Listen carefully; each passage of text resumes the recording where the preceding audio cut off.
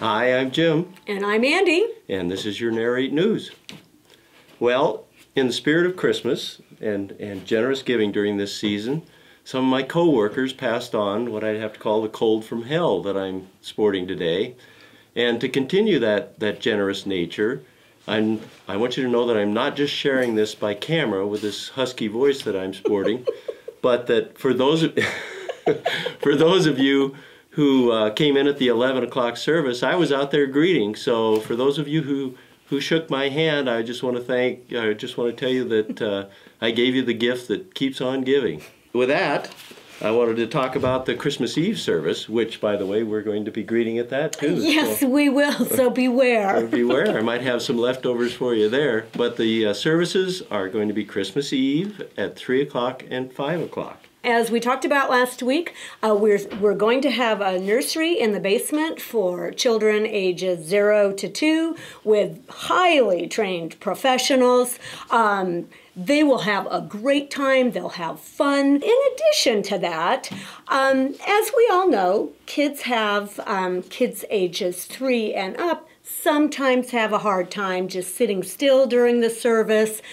So we've got a new option for you in case your children get a little antsy, fidgety, boisterous, loud, raucous, wild, whatever, that you can then take your child down to the basement, and we're going to have a coffee shop all set up so you can sit there, have a nice cup of coffee. You can watch a video feed of the service while your child kind of burns off some energy. So how will we know if they're considered rowdy at that point? And that is really a good question, because when you're sitting there, you kind of wonder, should I kind of interrupt the service and take my child? Line, yeah. That's right. If they're crawling under the seats, maybe going through your neighbor's purse, that may be a time to go through. Laughing at Adam's jokes. Lots of examples. I'm sure you parents have seen them all in that state of frenzy. That's true. So there's a place for you to go with your kids, and you can still enjoy things down there because you'll have a video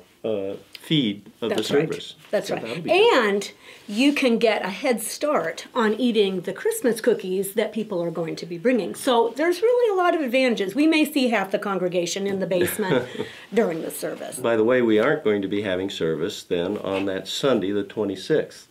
And I know we all will have been fed so thoroughly by Adam on spiritual things on Christmas Eve that there won't really be any need. I know I'll just be pondering pretty much everything he said then. That's true. Either that or throwing the ball for the dog. But the offices will also be open on the week between Christmas and New Year's, and specifically Wednesday, Thursday, Friday, the 29th through the 31st. If you're trying to beat the tax man, you can get under the wire there, and folks will be there at the Narrate office for that. And then just a really important issue that we just need to repeat, something that is near and dear to my heart, and that is Christmas cookies at the Christmas Eve service. This was a big hit last year when we did this, and we're expecting it to just be gigantic this year. For those of you that bring cookies, which I would encourage everybody to bring cookies if you can, remember the 3 biggies: chocolate, sugar cookies, rosettes. We'll be set.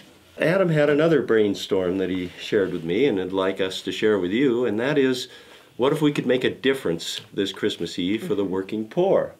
And his thought was, how about if each person who attended the service could bring a brand new pair of socks that Narrate could then take down there? Well, we had some thoughts on that, and maybe our sock friends can share those with you. Okay, so we're not talking about your old gym socks like this friend that has a hole in the back side, but the heel and the toe are still good, so you've kept them way too long. And we're not talking about the socks that have a hole in the big toe, as this one does, and you just switch the socks so that your toe isn't sticking out of the hole. And we're not talking about your favorite stocking that's hung by the chimney with care either. Right. Because people can't wear those very long without feeling uncomfortable. And we're not talking about your daughter's leg warmers, even though they are adorable. What we are talking about are brand new socks, nice and sedate like these black beauties. Maybe not quite the ones with the monkeys on them. Or maybe so, if that's what you want to give. That'll work. And here's the bonus. If you bring a pair of socks, you can wad them into a very nice little ball like this and throw them at Adam. See you there. I'm Jim. And I'm Andy. And that was your Narrate News.